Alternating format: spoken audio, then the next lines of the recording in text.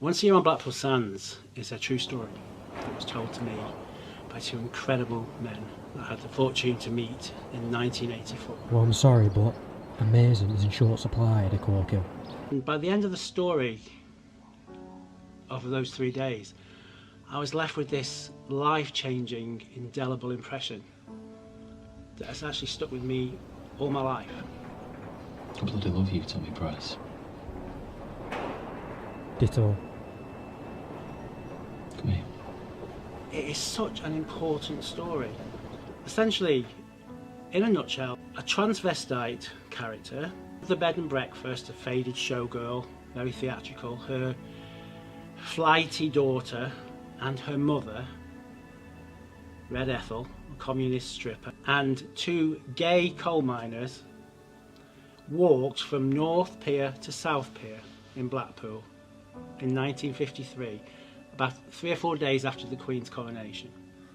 The transvestite community had this hidden secret rite of passage to go to Blackpool, to dress in their female alter ego and to walk from North to South Pier, often hidden with headscarves and hats and disguises, because the motivation was to walk this rite of passage walk from North to South Pier.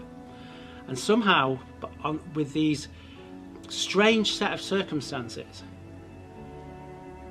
Eddie Corkill, a 19-year-old gay man from Yorkshire, a coal miner, says to Mr. Elbridge, "I am going to walk with you from North to South Pier, out and proud, and you're not going to wear a hat, you're not going to wear a headscarf, you're going to walk with me, we're going to hold hands." So I play Gladys Bracegirdle, and she runs the guest house in Blackpool where Tommy and Eddie go for their Wakes Week holiday. She is an absolutely brilliant character because for me she's got comedy, she's got drama, she's just a character that you can really embrace. But for anybody who comes to watch the film, they'll probably see something of themselves in her, because she's kind of just this normal woman who's doing her very best every day. Get rid of that shit-stain excuse for a man. He won't ever leave her. That type never do. They want butter and margarine. Butter for best at home, and something that spreads easy on the side. We started this concept and I heard about it, and obviously it went straight into a play production. Making it into a film, I think, takes it to this wider audience and allows everyone to celebrate the film and celebrate the story. And I just think people need to get on board with this, and the minute they see information around it, they might watch this trailer, for example, this interview. We are already in production. We have started the film. This story is going to be told. When I was at drama school, a friend of mine, he was attacked and badly beaten because he was a young gay man, and he ended up in intensive care. And because of that, when he eventually came out of hospital, he didn't continue in his career. He went back home to where he lived because it just affected him so much.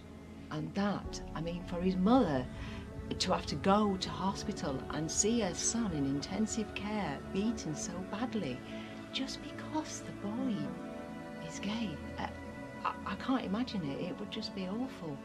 My character is Alice Price, and I'm the mother of Tommy Price. She's a strong woman. She's a typical miner's wife. Obviously, she loves her children, and she loves Tommy very much. She knows about Tommy being gay. She knew before Tommy did. Tell her, Tommy, I need a word. It's the 1950s. It's illegal. There's a lot of prejudice against gay men and women. In fact, even to this day there still is. But in the 1950s, obviously, it was a lot worse. Eddie, he's had a very different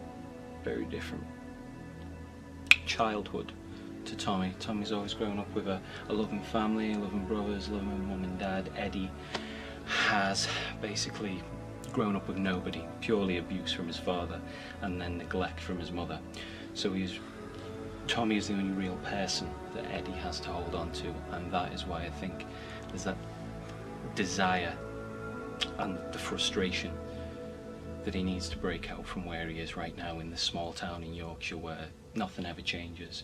This story is going to be told and it will go to the cinema, and I would love people to just get behind it. I think give a little, give a lot, give a lot.